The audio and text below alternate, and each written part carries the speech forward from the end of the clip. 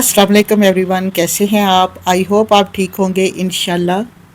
आज मैं आपके लिए लाई हूँ एक लाजवाब, मुनफरद और देसी जायके से भरपूर करेले और गोश्त की शानदार रेसिपी।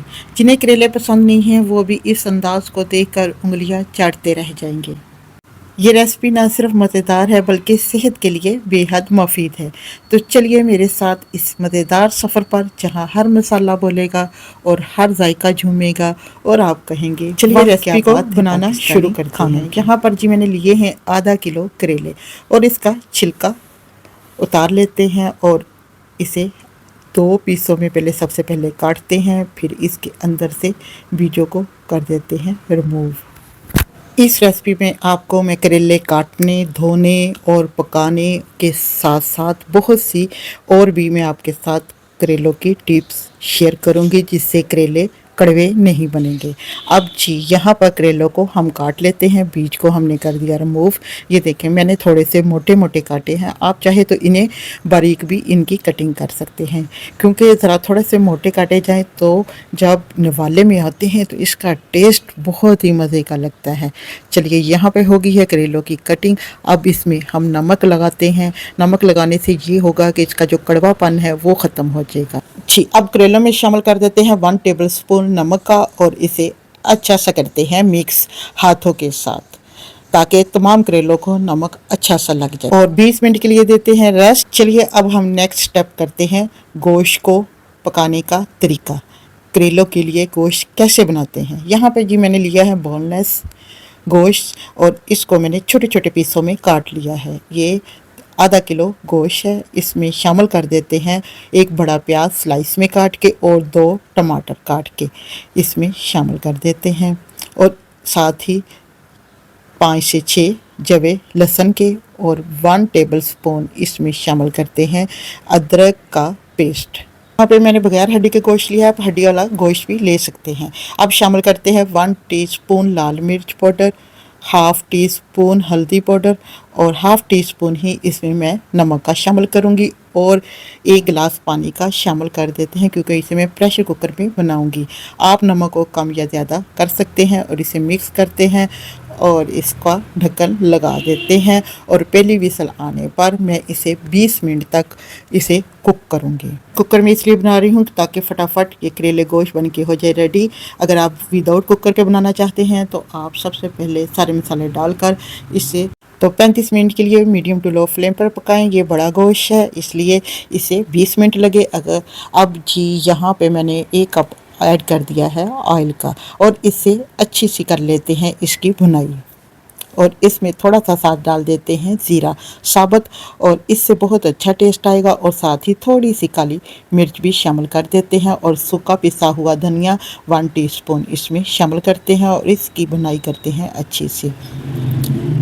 यहाँ पे माशाल्लाह से माशाल्लाह बहुत ज़बरदस्त भुनाई हो रही है और बहुत ही मज़े की खुशबू आ रही है। अगर आप ये चाहते हैं कि करेले गोश्त बहुत मज़े के बने तो इसमें दही डालें। यहाँ पर मैंने 4 चम्मच बड़े दही के ऐड किए हैं, इससे मसाला बहुत मज़े का बनेगा। याद रहे यहाँ पे दही को मैंने फेंट के ऐड किया है, और इसे फिर दही डालने के बाद ज़्यादा इसकी भुनाई नहीं करते, इसे 1 से 2 मिनट तक ही भूनते हैं। अब जी यहाँ पर हमारा जो गोश्त है वो भून के हो गया है रेडी। लास्ट में इसमें सब्ज़ मिर्च और सब्ज़ धनिया शामिल करते हैं और इसे मिक्स करते हैं। करेले गोश्त का मज़ेदार सा मसाला बन के हो गया है रेडी। ये देखिए जी माशाल्लाह से माशाल्लाह गोश्त भी यहाँ पे रेडी हो गया है। अगर आप ऐसे भी खाना चाहें तो ये बहुत मज़े का भुना हुआ गोश्त बन के रेडी है। अब लास्ट में डालते हैं थोड़ा सा गरम मसाला, इसे मिक्स करते हैं। ये देखिए जी कितनी अच्छी लुक आई है गोश्त की। गोश्त को रखते थे एक साइड पे। अब जो करेले हमने 20 मिनट के लिए रखे थे नमक लगा के, उसको कर लेते हैं अच्छा सा वाश। इसे 1 मिनट के लिए अच्छा सा मल लेते हैं ताकि जो इसका कड़वापन है वो निकल जाए। यहाँ ज़्यादा टाइम नहीं लगता अगर आप मेरे तरीके से फॉलो करेंगे। करेलों को पकाने के लिए कम से कम 35 मिनट में करेले बन के हो जाएंगे रेडी। यहाँ पर जी मैंने करेलों को वॉश कर लिया है। करेलों को 3 से 4 बार पानी से वॉश करना है ताकि अच्छा सा जो इसमें नमक रच गया था वो निकल जाए। यहाँ पर जी हमारे करेले वॉश हो चुके हैं। यहाँ पर जी मैं करेलों को निकाल लेती हूँ एक टोकरी में।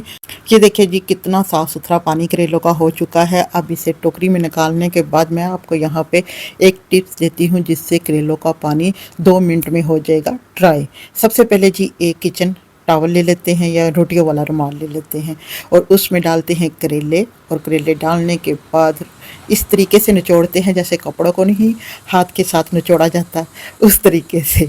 इससे बहुत अच्छी पानी ड्राई हो जाता है करेलों के अंदर से। और अगर हम हाथ से निचोड़ेंगे या कोई और तरीका इख्तियार करेंगे तो उससे पानी अच्छा सा रिमूव नहीं होगा। कैसी लगी ये मेरी आज की टिप्स? अगर अच्छी लगे तो कमेंट्स बॉक्स में ज़रूर बताइएगा, और ये बताइएगा कौन कौन मेरे तरीके से करेलों का पानी रिमूव करते हैं। चले जी अब नेक्स्ट स्टेप की तरफ आते हैं।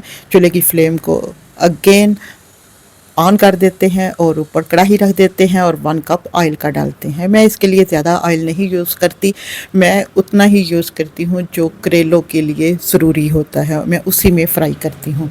जी यहाँ पर मैं चेक कर लेती हूँ कि ऑयल गर्म हो चुका है माशाल्लाह से। जी ठीक ठाक ऑयल गर्म हो गया है। अब इसमें शामिल कर देते हैं जो हमने करेले निचोड़ के रखे थे और इसे फ्राई करते हैं मीडियम टू लो फ्लेम पर। अब पहले हाई फ्लेम पर 5 मिनट के लिए फ्राई करें, फिर मीडियम टू लो फ्लेम पर इसे 10 से 15 मिनट फ्राई करें। अगर आप मज़ेदार करेले खाना चाहते हैं तो मेरी वीडियो के हर स्टेप को फॉलो करें और हर स्टेप में एक नया अंदाज, नई टिप्स और नई ट्रिक्स आपको मिलेगी करेलों की रेसिपी में। और मैं फुल टाइम बताऊंगी कितने टाइम में ये बन के रेडी हुए हैं। यहाँ पर जी इसे मिक्स करते हैं और इसे गोल्डन ब्राउन होने तक फ्राई करते हैं। तब तक जी यहाँ पे हम काट लेते हैं सब्ज़ मिर्चों को। सब्ज़ मिर्चें मैं इसमें कुछ थोड़ी सी ज़्यादा डालूँगी क्योंकि सब्ज़ मिर्चें डालने से इसका टेस्ट बहुत ही मज़े का हो जाता है। यहाँ पर जी मैं कटिंग कर लेती हूँ सब्ज़ मिर्चों की भी, और मैंने यहाँ पे 3 टमाटरों की भी कटिंग कर लेते हैं। यहाँ पर मैं 3 टमाटर ऐड किए हैं, छोटे साइज़ के थे इसलिए, अगर बड़े साइज़ के हों तो इसमें आप 2 टमाटर शामिल कर सकते हैं। यहाँ पर जी हमारी सब्ज़ मिर्च और टमाटरों की भी अच्छी सी हो गई है कटिंग। अब हम चेक करते हैं जी करेलों को। यहाँ पर जी करेलों का कलर हो गया है चेंज। अब थोड़ी सी फ्लेम को हाई कर देते हैं ताकि करेलों का जल्दी से अच्छा सा कलर आ जाए। यहाँ पर जी 10 मिनट हो गए हैं मुझे करेलों को फ्राई करते हुए, और माशाल्लाह से ये देखिए जी गोल्डन सा कलर भी आ चुका है। उसमें मैं मज़ीद और 5 मिनट के लिए फ्राई करूँगी।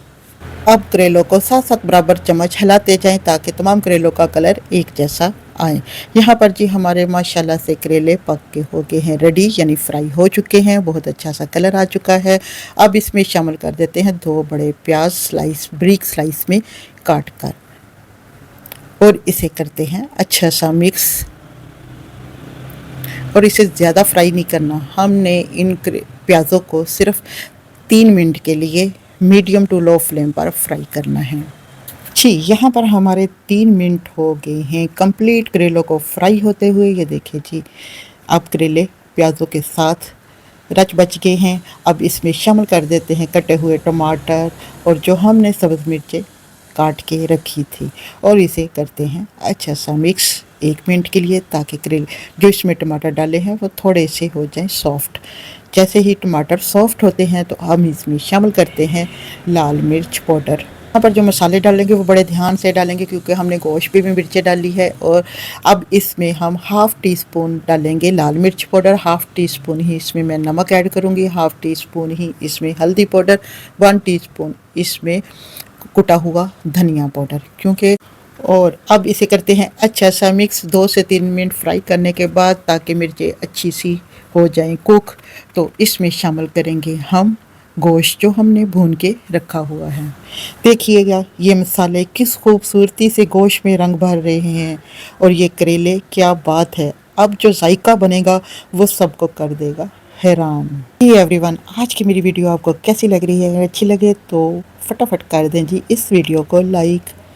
माशाल्लाह से माशाल्लाह बहुत ही मज़े की खुशबू आ रही है। अब हम इन्हें 1 से 2 मिनट तक भूनते हैं क्योंकि गोश्त भी भुना हुआ है, करेले भी फ्राई हो चुके हैं, इसलिए इसे अब ज़्यादा टाइम नहीं लगेगा भूनने में। यहाँ पर जी हमारे करेले गोश्त इस रेडी, माशाल्लाह से माशाल्लाह, बहुत ही ज़बरदस्त खुशबू आ रहे हैं। और अब इसको देते हैं आखिरी टच, इसमें शामिल करते हैं धोकर सब्ज़ धनिया, सब्ज़ मिर्चें। जो सब्ज़ मिर्चें लास्ट में डालेंगे इसका टेस्ट बहुत ही ज़बरदस्त आता है करेलों में। अगर आप ये करेले गोश्त पराठे के साथ खाएंगे तो आपको बहुत ज़बरदस्त मज़ा देंगे जी। अब इसे 1 मिनट के लिए मज़ीद फ्राई करते हैं। जी फ्रेंड्स, यहाँ पर जी हमारे मसालेदार गोश्त करेले इज़ रेडी। अब मैं इसको सर्व करती हूँ। आप किसके साथ खाते हैं करेले, मुझे कमेंट्स बॉक्स में ज़रूर बताइएगा। पराठे के साथ या घर की रोटी के साथ या नान के साथ। मैं तो इसे सर्व करूँगी तंदूर की रोटी के साथ। साथ मैंने बनाई है नमकीन लस्सी दही वाली। जी, अब मैं एक कटोरी में डालती हूँ, चेक करके बताती हूँ कैसे बने हैं।